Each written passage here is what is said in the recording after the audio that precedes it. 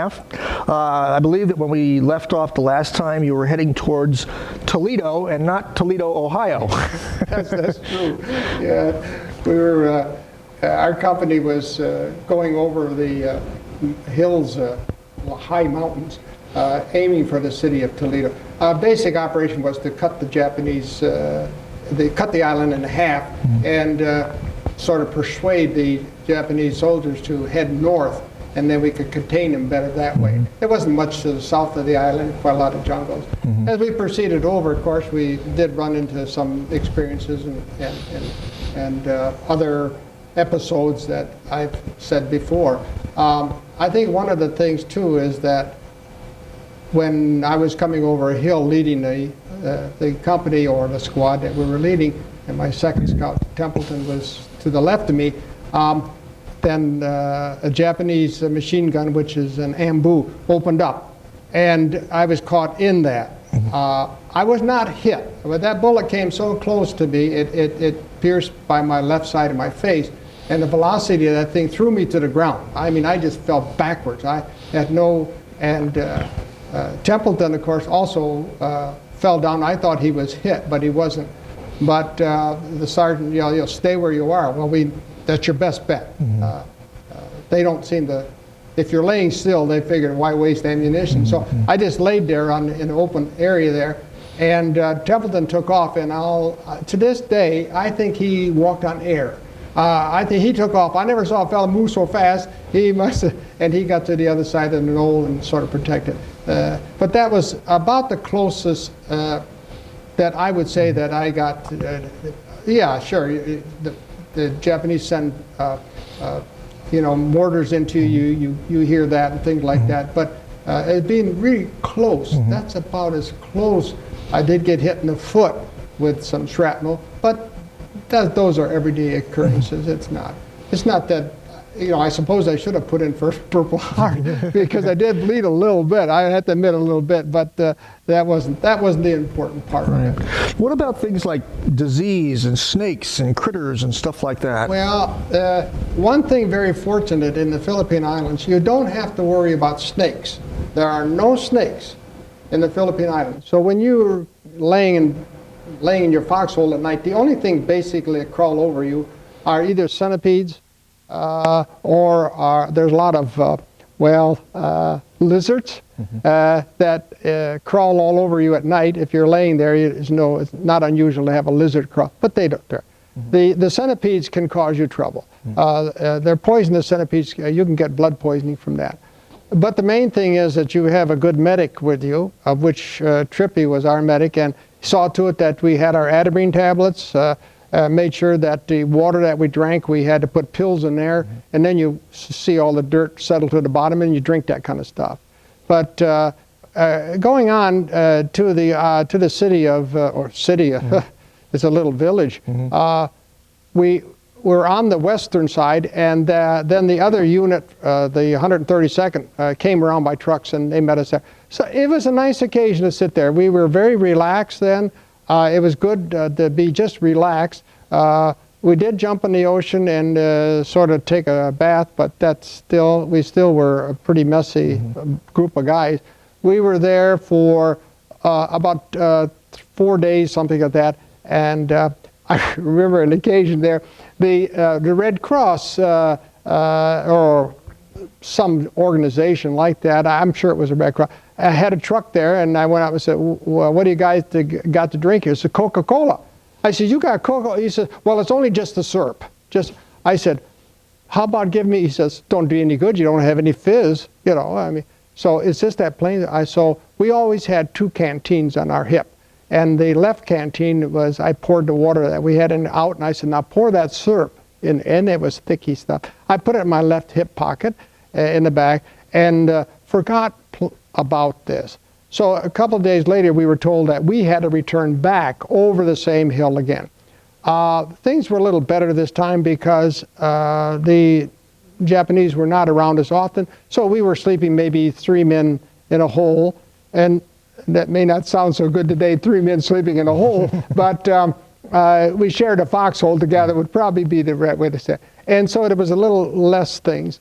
We did run across one occasion where we ran into a Japanese that was left in a, and this was somewhat of a sad occasion too, because we were up over a hill and there was a little hut, and one of the sergeants went down, and a soldier, a Japanese soldier, stuck his arm out with a pistol and shot the soldier through the stomach.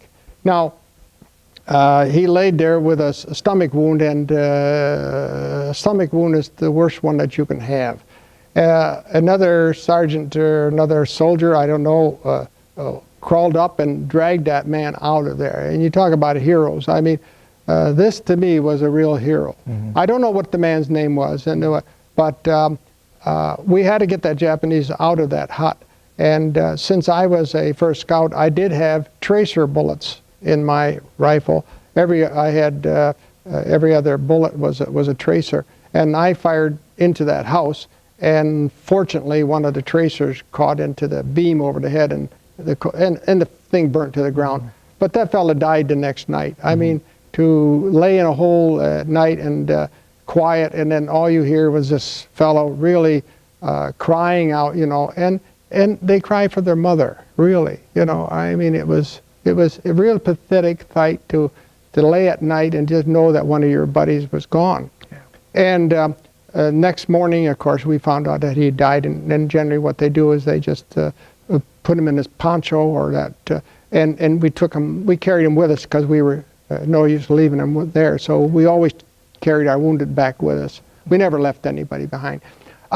Then we did get back to Cebu, a city overlooking, and I remember seeing the city as I got there, and I just sat on that hill looking over the city, and I terribly sick. To me, this was the most miserable trip coming back, because jungle rot and all those kind of diseases begin to take effect. Trippy said to me, he says, Ken, he says, are you seeing yellow or what? And I said, yeah, everything looked kind of yellow to me. He said, are you urinating? What? Well, it's quite yellow, you know, very dark yellow, looks like beer, you know. He says, you're out of here. And I said, what do you mean? He says, you got hepatitis, yellow jaundice. My feet were all bandaged up as best they could, and I had a lot of ulcers in your hands and stuff like that. So he said, tomorrow you're out of here. So then for someone remarkable, but here comes a soldier joining the outfit at that time, and I looked, and it was my brother Gordon. Can you imagine that here he comes. I weighed 140 pounds. He was weighing, I'm sure he weighed over 200 pounds. Nice, clean uniform, clean rifle, you know, new combat boots. Remarkable. Here I am, dirty. I didn't have a beard. I couldn't grow a beard, but anyway. So here comes, and I looked, and I said, Gordon, and he looked at me and said, well, you know, nice. I said, are you back? He said, yeah, and he had to go see the G company, which company we were in. Because he was wounded before. He was wounded, yes. He was wounded, and he went to, he was wounded. He went to the hospital in Leyte. He recuperated from that, and they put him fit for combat. Mm-hmm. He came back to the island, and of course, they joined the outfit as we came back from our trek over the hills there. And I said, well, I said, tomorrow, you know, too bad, buddy, but looks to me like I got to get out. And I said, well, we'll talk tonight. And I said, well, he said to me, where do we pitch our tent? I said, pitch a tent? I said, we sleep on the ground here, you know. And so I just rolled up and lay on the ground, went to sleep, and I don't think he had a good night at all. I think he was miserable. Next morning, Trippy said, you better get to the aid station. So I walked down to the aid station. Walked down to the aid station, and I missed my buddies too. I wanted to see my brother before, but he went to the company headquarters. And you don't get much chance of saying goodbye, goodbye, goodbye. It was leave. I was glad to get out of there. Let's put it. Sure. I was glad to get out of there. Sure. What happened to the Coca-Cola syrup? Oh, good thing you reminded me of that when okay, coming back, we were just sitting at Templeton and we were just sitting on the side of the trail, and he said, boy, he said, I'd give my right arm for Coca-Cola right now. And then the little bells in my mind, which you reminded me of, the little bells all of a sudden stirred and said, oh, I got Coca-Cola in my... So I said, put out your right arm. He said, what for? I said, I'm going to cut it off. He says, why? Because I said, didn't you just say I'd give my right arm? He said, you will. I said, yes, I do. So I took the canister off my pocket, or hip pocket there, and I poured it into his canteen cup, and I said, mix a little water with it. He mixed a little water with it, and he drank that stuff, you know.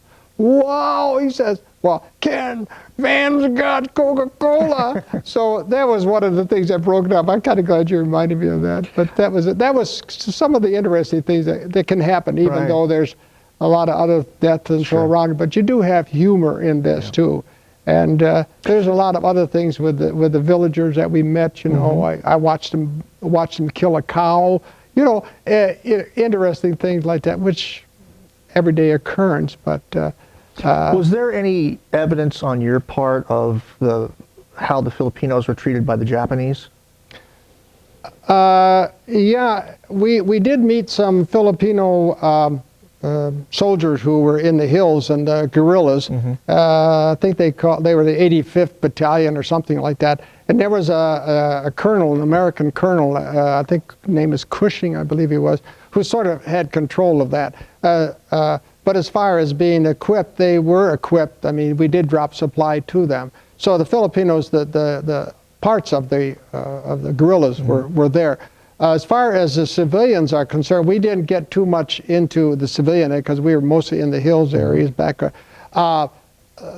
are all Oriental in a sense. And I think the Japanese soldiers understood Oriental way of life. I mean, we were white and they were Oriental, different cultures altogether. It's just, I talked to infantrymen, that were in New Guinea and other areas, and when the Americans would come in, all the women and children would disappear. Yes. Because of what had happened when the Japanese came in. And That's eventually they'd come back because they saw that you weren't going to do anything. Yeah.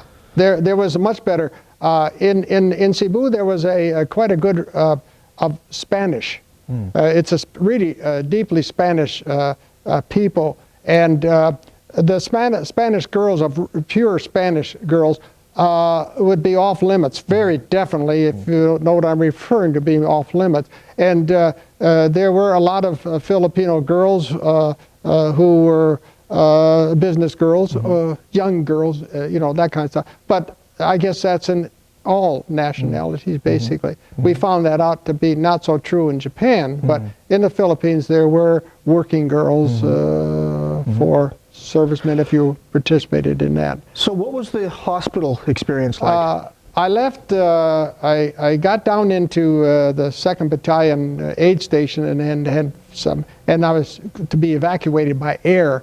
And so I got on the C-47, and a Filipino soldier, one of the guerrillas, was sitting next to me. He couldn't speak English at all, but he had tuberculosis. And there were about 5 or 7 stretcher cases. I was walking wounded. I was a casualty, basically, and I was walking wounded. Well, the plane took off and headed for we told Leyte, and the soldier next to me, the Filipino, got airsick, and he kept his mouth shut, if you know what I mean. And as soon as the plane landed, it was a rough landing, but we landed, and they opened the door. He aimed right for the door, and everything went out. But it so happened that we had an ambulance backed up to the door, and so this soldier runs up and he lets throw vomit it all into that inside of that clean, sterilized ambulance. So they had to pull that ambulance out of there and put another one in, of course, But we got off from there. And then we got loaded onto walking wounded, got onto trucks, and then we went to the we went to a field hospital. I had my rifle with me, and I got assigned to a bed, and I jumped into the bed, and I just, shoes and everything, just laid flat on the bed, and I slept at least 30 hours straight. The next morning when I woke up, they had stolen all my clothes, they stole my rifle, they stole my shoes, everything was gone. I had nothing. I mean, even in combat, your buddies never steal anything, but here it is, an American hospital, and they steal all my clothes. I never did find them, never did. Of course, we didn't have much in the pockets anyways, but I kind of liked my shoes, you know. But then it was just a matter of recuperating and trying to get back. Were these American nurses and doctors? There were a few women nurses, female nurses, but there were mostly a lot of guy medics that were in ward boys, what we call it. They would do the dressings. I had a lot of trouble with my buttocks, infection in the buttocks and hands, you know, and we used penicillin at that time for curing, and it's a matter of just applying the penicillin and wrapping your hands up and so on and healing it. But the hospital staff was predominantly American? Oh yes, yeah. All the doctors were. There was no Filipino. This was as good as an American hospital. You know, it was wonderful. I mean, they had the Red Cross was there. I had an occasion to work for the Red Cross. I would skip out of my bed and go work for the Red Cross. I made 50 cents a day working for the Red Cross, making coffee and showing the movies. And then it's a matter of just getting better. And there's a lot of things that happen in there. But I had almost 80 days in the hospital there. I was due to go home. Because home as in back to the States? Well, back to the States, because if you spend about 90 days in the hospital, that's almost a free ticket to go back home, see, to recuperate.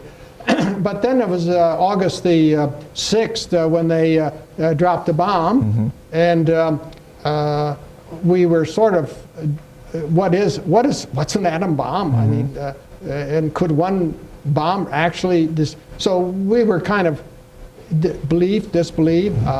We always knew what an atom was, but we never knew what an atom bomb was. The next day was the 7th of August, and then they more or less said, this is the end. I mean, we began to hear that. So, boy, in Leyte, I mean, the Navy opened up with everything. That was the spotlights or the searchlights went back and forth, and what a celebration. And that was my birthday. I was 19 years old.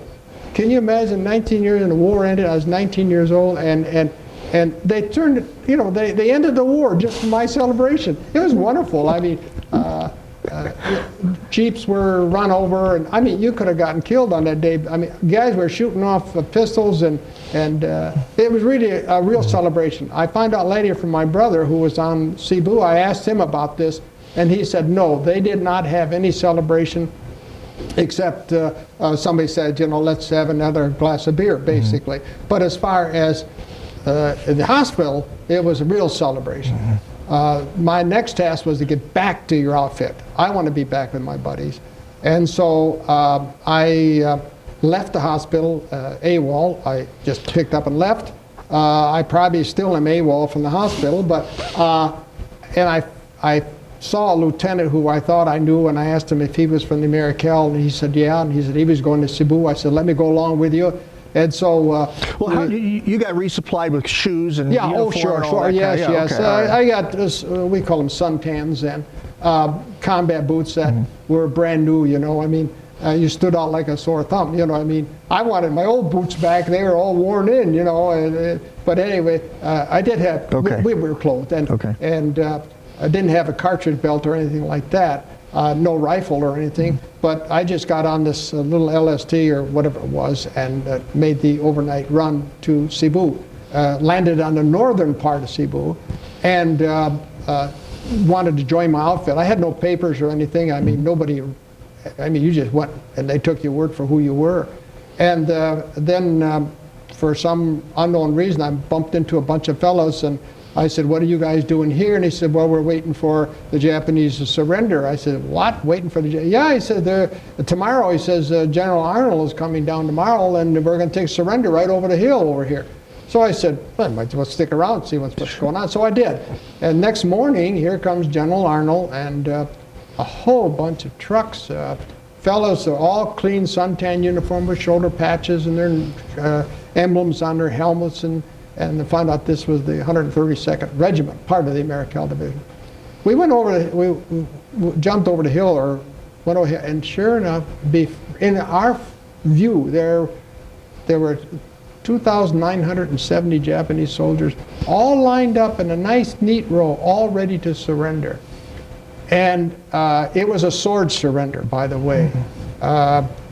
When we first went there, as I found out later, we only had a colonel with us. We didn't realize that there was a Japanese general on this island who commanded 2 divisions. And so a colonel cannot, I mean, a general can never surrender to a colonel, so that's why General Arnold had to come in. So General Arnold came in, who was the commanding general of the Americal Division. Not Hap. Yeah, I was going to say, it's not the same one. Arnold. No, yeah, no. that'd be sick. So General Arnold was there, and then it really was a sword. It's amazing. They take the swords off, and they pass the swords over, and then it was the order was given, and the Japanese soldiers marched very neatly right into the waiting trucks, and there were nurses there as well. We saw there was about 6 or 7 nurses, which we never knew that they had nurses there. I think there were more people surrendered on the Japanese army than we had when we made the initial invasion. Wow. But what about their guns, their armament, and all that kind of stuff? they looked better than we did. I mean, it was amazing how well they looked. Their uniforms were clean, spotless. I think this was what, when they surrendered, they were going to surrender. And a lot of them carried boxes, which we found out later were ashes of their comrades that had fallen, so they were returning their ashes back to Japan. We got them on the truck, and there was no, we didn't throw rocks at them or anything. We were just, well, we're soldiers, you know, and you're fighting a soldier. When the war is ended, it's ended. They did their job, we did our job. We loaded them on the trucks, and we headed back to Cebu City. The Filipinos, of course, threw rocks and garbage and pineapple and, you know, coconuts at them. I feel sorry for the one American that was on every truck who had to take that abuse. But once they got into Cebu City, they were interned. And a few days later, they all loaded on the ship and they went back to Japan. They got into Japan before we did an occupation tour. So I did find my way back to where our outfit was. I did see my brother, and I did talk to him for a little while. Very shortly after that, we loaded on ships and left Cebu City and headed for Japan. So you're part of the occupying force of Japan. Yeah. The operation for the invasion of Japan was going to be the 1st of November. We were all going to go in. We knew exactly which island we were going to take. We were going to take the southern island. We would have been in on first wave. The first Cavs, 1st Cavalry Division, and us, and I believe the 77th Division were the 3 divisions in the Americal. Were going to make the initial invasion of Japan. It was going to be the southern island that we were going to invade, but that was November the 1st. So with the bomb dropped, of course, that ended that. So our division loaded onto a ship, and we got into Tokyo Bay the 9th of September. They signed it on the 8th of September, the surrender, and we moved in on the 9th. And I just want to make a quick comment here. Yes. If the bomb had not dropped, there's a pretty good chance that you might not be. I wouldn't be here. No, that's without a doubt. I can rest assured that, because when we got into Tokyo Bay, the fortifications in Tokyo Bay were unbelievable. Unbelievable. I said to this fellow next to me, there's no way we could have. The people there were geared to be on the beaches. And we find out later they had a lot more there than we thought they had. We would have never, ever, ever made it. And anybody says that we were foolhardy to drop the bomb, they better talk to me, and I'll straighten a few things out with them. But it was devastating for those people as well. You know, to imagine, wiping out a whole city. It's difficult even today to remember. There were a lot of them. Yeah, but you also have to look at the context that during the rape of Nanking, more Chinese men, women, and children were killed than both Nagasaki and Hiroshima. That's right. And they didn't just lose it in a flash. No. They had a long period of torture and everything else. It's the enemy that we were fighting is something that always has to be kept in context. A whole different, but these are soldiers. And there is a sort of a comradeship. I mean, even today, Japanese soldiers and us get together, really. My mother would never buy anything for Japan. I never felt that way. When the war ended, it ended, and that was it. we wanted to get home. Yeah. Well, what was the occupation of Japan like? What was we landed and we made the invasion of Japan with dry feet. We docked right there and got off the ship, and we had rifles and they were loaded. And the first night we stayed pretty much around Yokohama. We landed in Yokohama itself, pretty much standing around in big warehouses and things like that. The first night we sort of stayed there. Next morning we got on trucks and went inland. We went to a place called Fujinobi. It's the name of a town. And we stayed at, there was an engineering college there, and we were going to be bunked in there. We couldn't sleep there the first night because there were so many rodents in there. Rats were in the building. So we slept outside on the ground. And that was the last day we ever slept on the ground. The next morning we cleaned out the bed, and it was a nice facilities there.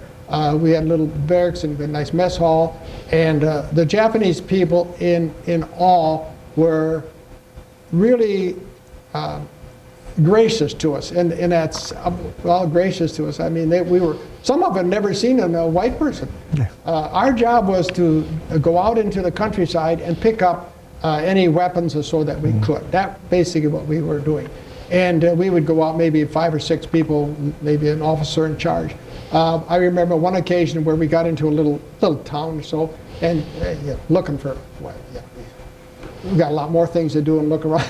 But we went into a schoolhouse, and the teacher there spoke English.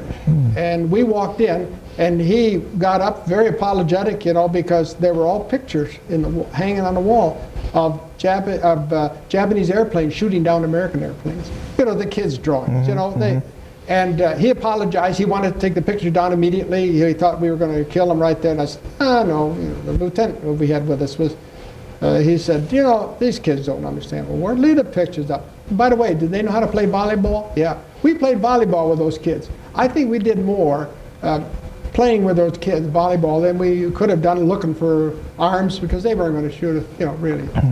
They were very submissive at that point.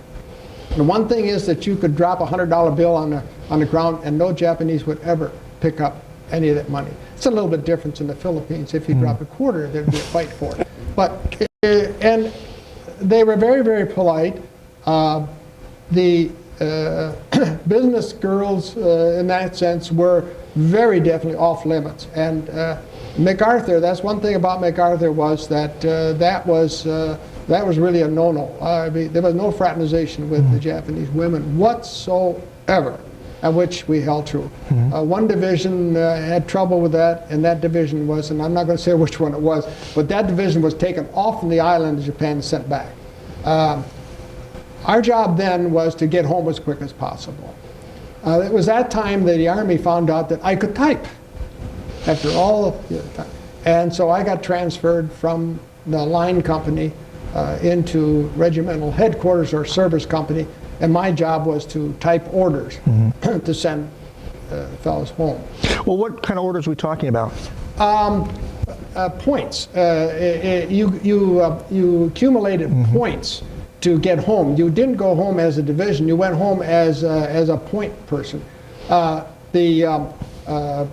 think it was one of the divisions was going to go home, and the Americal division was staying. Well, we had some people in the Americal division that had over 85 points. You get 5 points for any ribbon, Purple Heart, Silver Star, Bronze Star. You got 5 points for that. You got, I think, 2 points for every month that you were overseas. You got 1 point for every year, or for every month that you were in service. You got an extra point if you were invasion forces and stuff. And I think I accumulated about that time, I think around 18 or 19 points. And you had to have 85 points before you go home. So you see, I was set to be in Japan for quite some time. But there were a lot of people that had a lot of points. So we would transfer them from the Americal division to X division that was leaving. Their ship was leaving. And we had to load these ships up. So these guys didn't care what division they were in. They just wanted to go home. So then we'd have to transfer some of these fellows who from the X division, I don't remember which one it was, right? Maybe, I don't know. We transfer them to the Americal division. So in the Americal division, we had a bunch of people who were not even Americal soldiers. I mean, no idea what it was. But that's how we had to do it. And that was my job And then at that time, my brother could type as well, so I asked that he be transferred to, and so he got transferred also to, but he worked in the finance department of paying the troops, you know, and that kind of stuff. So we did work together basically in Japan, and we were in Japan for about 3 months. Did you have any opportunity for sightseeing or going to? There were opportunities for sightseeing, but due to the fact that our job was trying to get these troops out, we were very much limited. In those days, we didn't have computers. Everything was done with a typewriter. Everything had to be typed out on a piece of paper and run through a mimeograph machine, and we'd made triplicates of everything. And so you had to hand type everything. Everything had to be, it was not a computerized thing. And so therefore our job was very essential in that job. We had a lot of Red Cross people who wanted to make sure that their farm boys especially, people from Iowa and farm countries, they had priority. Points didn't amount to them. I mean, if you were a farmer and you had 10 points, you were home. I mean, they saw to it. The Red Cross saw to it that that these are the people that were needed at home. If your parents, if you'd lost a brother in service, even if you were only 1 point, you were home. So there were people who had priorities, basically, who the numbering system didn't hurt. If you had a brother or sister that got killed in the war, you were sent home. So there was a good portion of that. One thing, looking at this again, I'm combat infantry, and I'm proud of this. But actually, there were other people in this war besides infantry. You know, there were the Air Corps, and there was the Navy, and all these. And sometimes, you know, we especially guys in the infantry, there actually were 16, 18 people that supplied one infantryman on the front line. And so, you know, it was a united effort. Even though we were the ground forces and we had to establish it, because you can't conquer anything unless you take foot on it. You can bomb all you want, but somebody's got to be on the ground. And that's what infantry is. And it's a task that has to be done. That reminds me of, if you don't mind, there's a little reference that I make in one of the stories I write about General Omar Bradley. And he says, now I'm going to read this, because I want to quote this right. It says, and I quote too, the rifleman fights without promise of either reward or relief. Behind every river there's another hill, and behind that hill another river. After weeks or months in the line, only a wound can offer him the comfort of safety, shelter, or a bed. Those who are left to fight on, evading death, but knowing that with each day of evasion they have exhausted one more chance for survival. Sooner or later, unless victory comes, this chase must end on the litter or in the grave. And that's an unquote. And I have one other quote here I thought was kind of interesting. It's from Sergeant Green, whose unit. It says, "No man, however he may talk, has the remotest idea of what an ordinary combat infantry soldier endures." And that speaks for really what it's all about. I don't think we bragged. We were doing our job. Are we considered heroes? No, we're not heroes. I think the only hero I saw was the sergeant that dragged that other guy off the line, really. It's an experience that you go through. When we came back, the memories were wiped away. I mean, we started a whole new life over again. Right. But, and I said too to my brother too, I said, you know, the next war, it's going to be a civilian war. I think the Second World War was, and I hate to use the word a clean war, but I think that's really what it was. It was a clean war in that sense, not like what we have today. And the soldiers that are over there today, you know, it's rough on them. It's rough.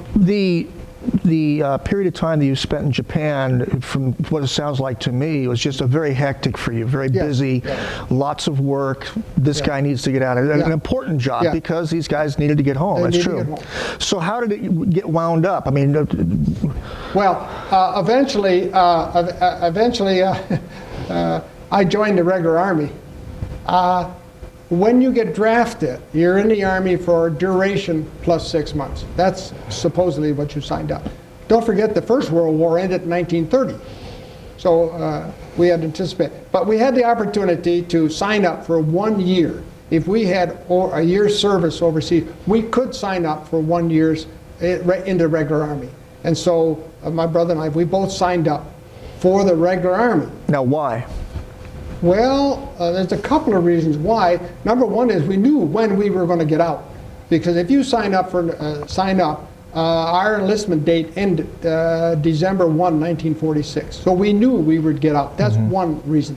The second reason is because when you're in the regular Army, you get paid ahead. You get paid first. Well, now with a name like VanderMolen, and you have a rank of a private, and the drafted Army, what they call Army of the United States, you were the last one to get paid.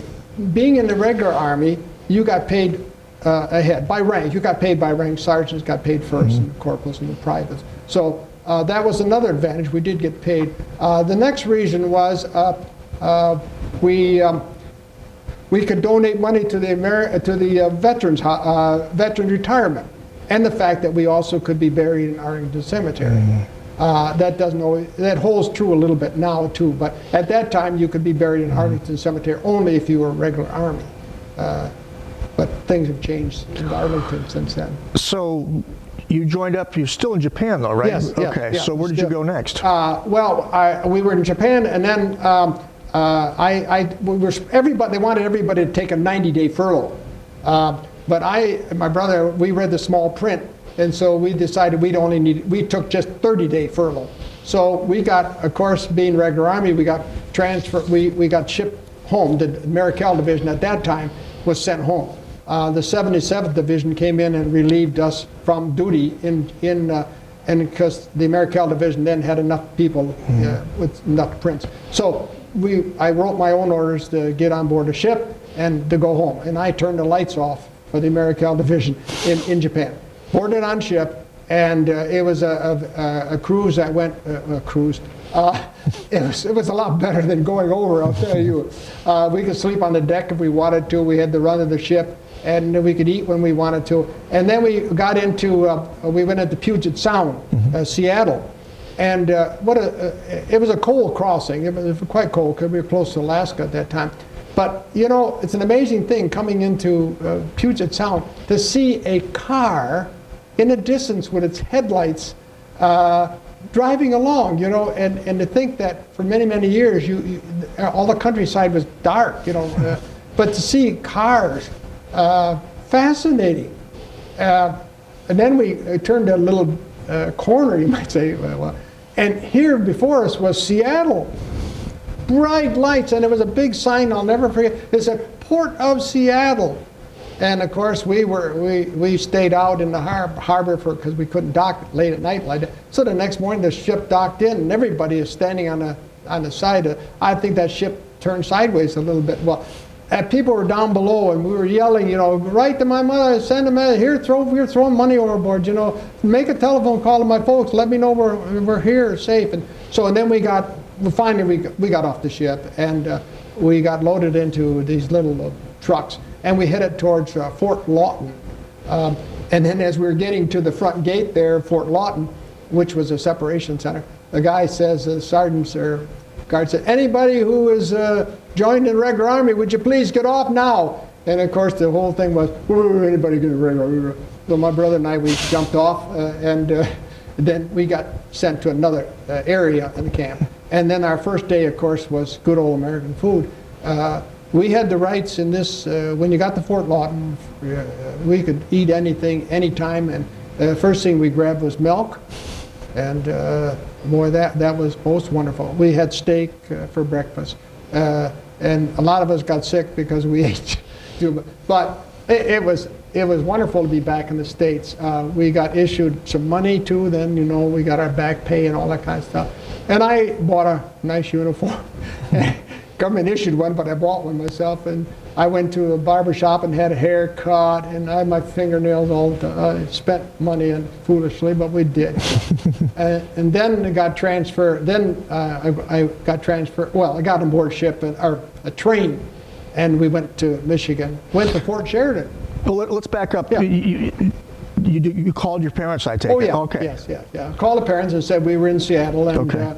we were looking to be home in maybe a week or something like Okay. that. So by the time they got the train loaded ready, but it was a nice train. It was not it was a good train. We had Pullman cars, and so it wasn't it was a slow train. I mean, it didn't speed along, but we had to go first to Fort Sheridan to check in and, you know, some more paperwork and that kind of stuff. Then we did to get a 30-day furlough. Now, you had mentioned you had an option for 90, but you read the fine print. Yes. What was... Well, the purpose of that was, they wanted to give you a 90-day furlough, so when you come back, your enlistment was for 1 year plus.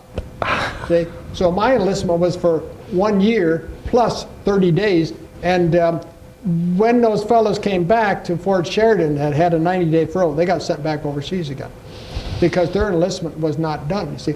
Now, when we got into Fort Sheridan, and then I had a 30-day furlough at home, and when we reported back to Fort Sheridan, we walked in, we walked in as regular Army.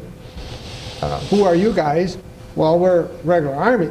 Well, what are you here for? Well, we're here to, you know, that we were told to report. They didn't know what to do with us because they could not send us overseas because we had less than 10 months to serve on our enlistment, because we had enlisted in Japan and I had served about 90 days in Japan before being shipped home. So I basically only had 10 months for my brother and I only had about 10 months left. They could not ship us overseas. So we asked for, well, what are you going to do? Well, we'll go any place you want us to go. We're a regular Army, you know. Would you like to be stationed in Fort Sheridan? Of course, we answered yes. I mean, why not? So we got assigned then to Army Ground Forces. Our job was basically, my job basically was to pick out guys for the infantry. They didn't realize that when they got in service that we looked them over and they looked good enough. My job was, government would say we need 50 men for the infantry. And my job was to find 50 men in the reception center, which it was. And so I would go with the doctor, and before they get the uniforms, they would have to strip their clothes, and they would stand on a bench, and then the doctor would go by and give them the last quick for scabies, skin disease, and stuff like that. Because physically they'd all passed the physical, but they were ready to get their uniforms. So they'd come in this warehouse and get their uniforms, and the doctor would come in and give them a quick, you know, these you look good, you're all right. And so what I would do, of course, I had a little bit of rank, you know, and I'd say, well, now you recruits, when the doctor comes in, you'll stand on a bench, you'll take your clothes off, and when she comes in, you will.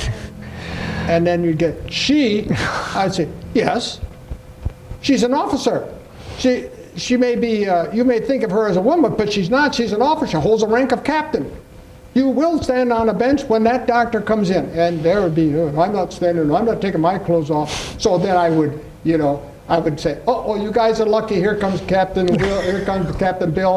You know, you guys are real. And they'd go, oh, you know. But that was the fun that we used to pull. Now, who were these guys? I mean, they were still draftees. We were still drafting. Even after the war, yeah, there were still some we're letting draftees. lots of people go. Sure, Everybody's a going lot back of people into going, and there were a lot of them coming in yet too. The draft hadn't, you know, I mean, we weren't sending in hundreds and hundreds and hundreds, but there were a lot of them that were going in, that were processing yet. You still had to have a defensive force. These guys went in. The infantry wasn't a priority anymore. There were a lot of service force guys, which we didn't touch service force. You know. The Army was still segregated at that time too, you know, and it wasn't until later that they were segregated. So the colored or the Negro, we call them Negro troops in those days, because today they would call them colored. But the colored troops came in, they only came in on Saturday, and we, ground forces would not touch it at that time. Sad sight, but that's the way it was in those days. Yeah. Yeah. So this went on for how long for you? Well, we stayed there about 10 months then. Oh, wow. Yeah, and so we had it made. I had a Class A pass because we were assigned unattached. That meant that Fort Sheridan had to supply us with our food and stuff like that, but they had no control over us. Our control came from Washington, D.C., the Army Ground Forces, and there were 14 of us guys in Fort Sheridan as a separate unit. We had Class A passes. We could leave the pass fort anytime we wanted to, and we had privileges there that the common recruit never got. Before I got assigned to that as a permanent thing, they put me in the MPs temporary, give you something to do. And I remember standing on the guard, and the order of the day was nobody leaves the post, no vehicle or anything leaves the post unless you check their papers. And so I'm standing there with this wonderful armband that said MP, and there's a lot of authority with this little armband. And so here comes a general's car. Now you know it's a general's car. It's got 2 stars on the front bumper and the flag. He comes through the gate, and I stop him. And the sergeant driving the car wheels down to the window, and he says, "Soldier, what do you think you're doing? Don't you see the general's car?" I says, "I have my orders to stop all vehicles." I look in the back seat, and there's a major general sitting back there. He looks at me and he says, "Thank you, soldier." And I saluted him. He saluted me back, and I said, "Carry on." And these other MPs, the real MPs, said, "You got to be crazy. Nobody stops." I said, "Well, my orders were to stop any vehicle. I don't care." And so that was kind of the experience. I think that was the highest officer I ever stopped. It was kind of interesting. But Fort Sheridan was a good service for me, because at that time I was able to meet my wife that time, because my relatives and relations all lived in Grand Rapids, and being in Chicago, we could hitchhike into Chicago. And I hitchhiked into Chicago, or to Grand Rapids, with I met my cousins and aunts and all that kind of relations. To hitchhike to Detroit was a long time to go for a quick weekend, you know. And you know, when you find a girl, things changes. I wanted to stay in. I would have loved to stay in the military. I liked the military. I wanted to stay in. But when you meet a nice young lady, things change. And so I met Jean Toonstra, who lived in Grand Rapids, and we married. And we've been married now for over 55 years. And it's a good relationship with her. Hitchhiking, it pretty much doesn't exist anymore. But let's talk about it. Let's talk about, because I know what you're talking about. But let's go into more detail about how you would get around. Well, hitchhiking in those days, soldiers had priorities of everything. I mean, we never paid for anything. You would stand out in the road. We were not allowed to thumb, see, but that didn't mean that we couldn't throw a piece of paper over our shoulder. So we would pretend that we were throwing papers over our shoulder and going like that. But most of the time, if you just stood on the side of the road, people would stop. And I remember in Highwood, which was the city outside of Fort Sheridan, we'd go out and stand on the road. And I remember older couple would by and say, "We got to drive through Chicago. We want to go to Detroit, or we want to go to Midland, Michigan, or something. Would you drive my car through Chicago?" I surely. So I would get in and drive their car through the Chicago area, and a lot of times hitchhiking was very easy, very easy. When I would hitchhike into Grand Rapids, I would leave Grand Rapids Sunday night, maybe midnight. And I still was, even leaving at midnight, I was able to get back into Fort Sheridan by Reveille in the morning. By 6 o'clock, I could make it very easy. You just stand out there and people just come by and say, you know, truck drivers especially. But one thing you had to learn is, of course, is if you're riding with somebody, never fall asleep in the car that you're, because if you fall asleep, there were some sailors, bumped up with some sailors, and they got a ride, and I jumped in the car with them. I fell fast asleep. And all of a sudden the car stops, you know, and everybody gets out, and I'd get out too, you know, but where am I? It's pitch black, where am I? See, the sailors knew exactly where they were going. I didn't know where I was going, so there I was, left. And so you got to, well, I did get it back, but still you got to remember, never ever fall asleep in a hitchhiking car. The shortest hitch ride I can remember was 1 block. I hitched a ride with a fellow in Plymouth, got in his car, and we took off, and all of a sudden he had a flat tire. And so I thought, well, I should help him change his tire, so I got out, and while I went to the back of his car, I saw another car coming, and I rolled my finger, and the guy said, yeah, I hopped in. I left, he might still be there.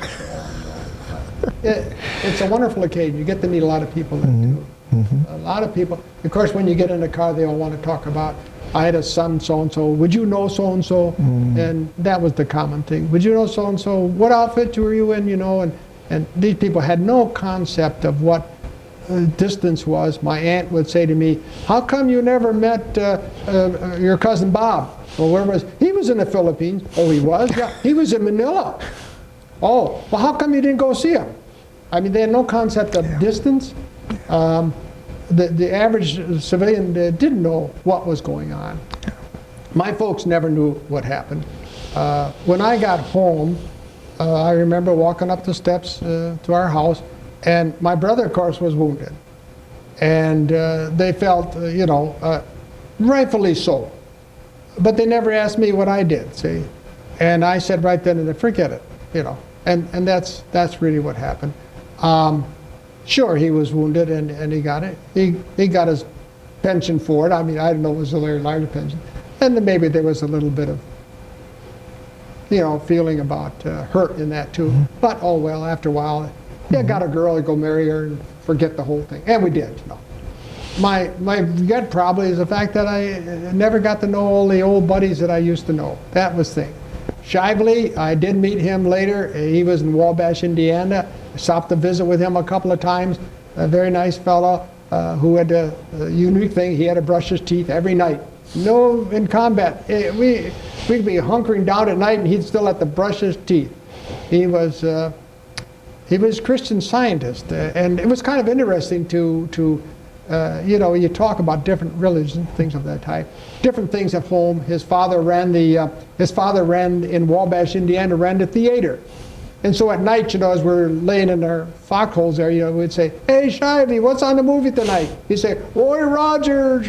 And, and Saturday, and he'd say, "Don't forget, tonight is cups and saucers, you have free dishes tonight." So that's how humorous thing you know about these people. Yeah.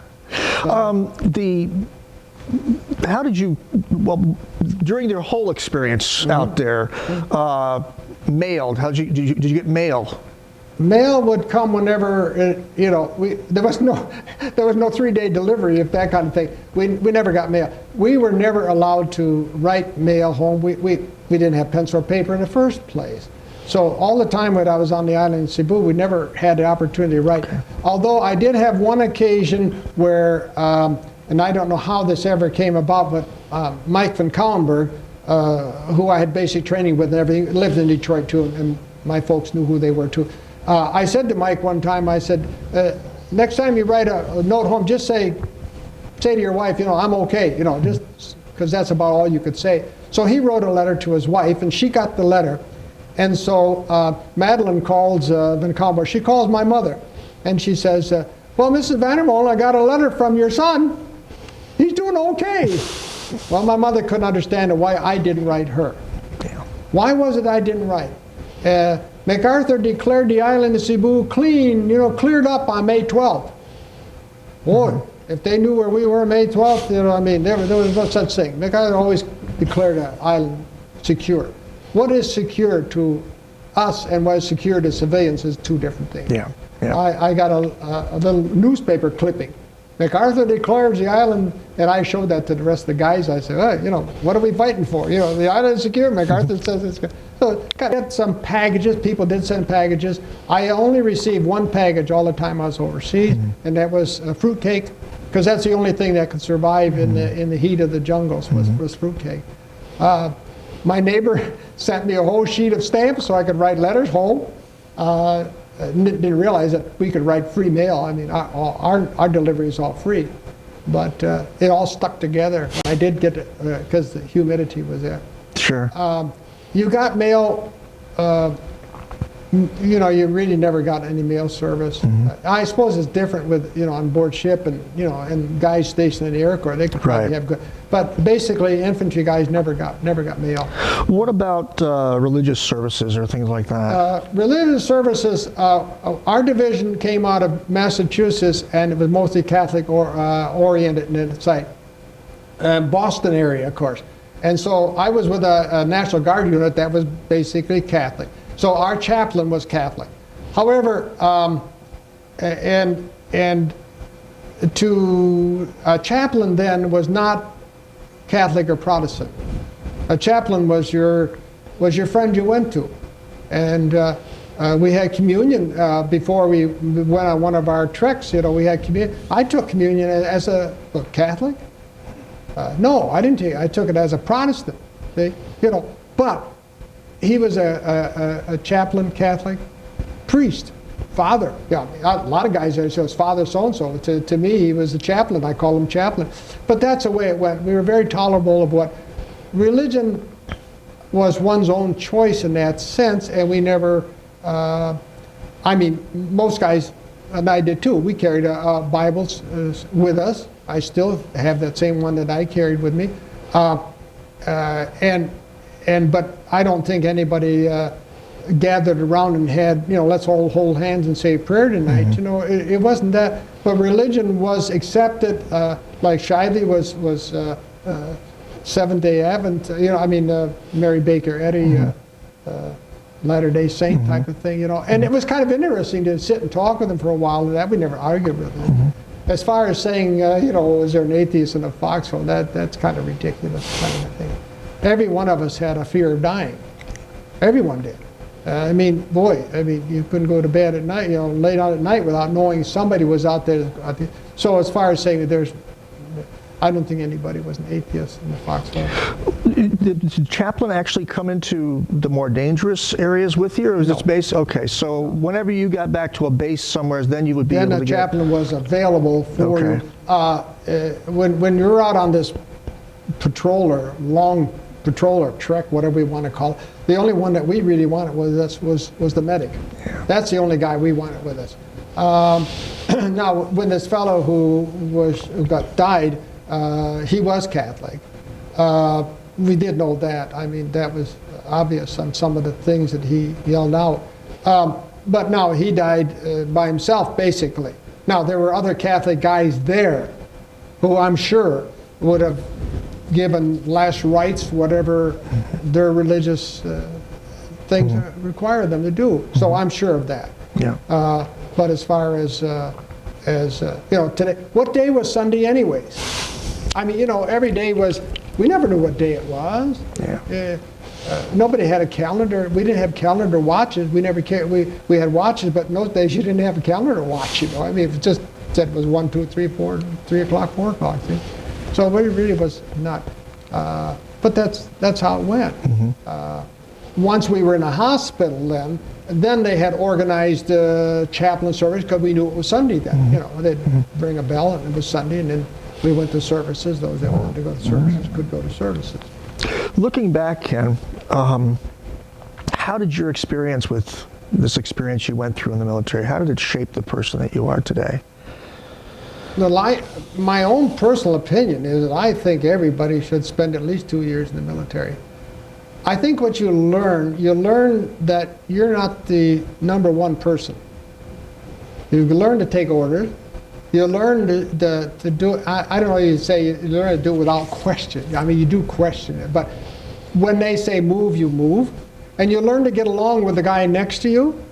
When you're doing physical training and they lift up a telephone pole, you better have 12 guys lifting that pole up. You can't say, well, I'm not going to do it. Because when you let go, then 11 guys got to carry that pole. And if the 2 more guys quit, then there's less and less. So you learn to do things together. And I think that's important, that you learn to do what, not always what you want, but you learn it as a unit. You learn to take orders. You learn to respect. You learn to respect the country. You learn to respect the flag. You learn to know what these things all mean. Today, I'm appalled at sometimes what I even see of people wearing the American flag as a jacket. Even the postal department, I just can't understand that, how they can put an American flag on a postage stamp. Because this is an emblem of our country, you see. Yeah. And we're veterans are proud of that. We're the only ones that can be buried underneath the flag. No civilian can ever be buried under an American flag. That's part of it. I didn't know that. Yeah. We are permitted to have a flag. Most of them, of course, form the triangle, but you actually can have the American flag over your casket. We're entitled to it, and we're going to get it.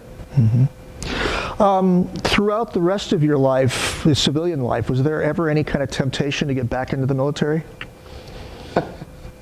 Oh, we'd love to have done, but no. I still enjoy reading history. This whole thing of writing a book, you do a lot of research in that. You get to talk with other people. I probably should have been a historian, really, because I just enjoy that. At Calvin College, I used to took classes at Calvin a couple of times over there, and what the generation today know, is absolutely nothing about what goes on. You say certain generals, and so they don't know who these generals are. Even they say, MacArthur this. There was a movie about MacArthur, and you look at that and you say, come on now, I mean, really. But it's a good experience, really, and I've never regretted being in. You regret, of course, the loss of life on some of these, but as far as for your own personal use, I think it's important. I think it's important. Well, I think so too, and I think that these records that we're keeping right now, these histories that we're doing right now, are important for future generations to hear it from the people who were there. And as for being a historian, it's not too late, Ken. We certainly at the Michigan Military Preservation Society would welcome you as someone to help us with our histories. I sure hope that, that fellows that see something like this would say, hey, it doesn't take much to come and review this. Yeah. It's a very easy thing to do.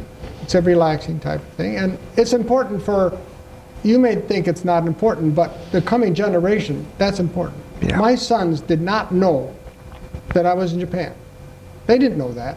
My grandkids know because they wanted to find out what it was all about. And so you don't do it. You do it for the coming generations, and as we say, the bewildering offspring, you might say, they're the ones that you do it for.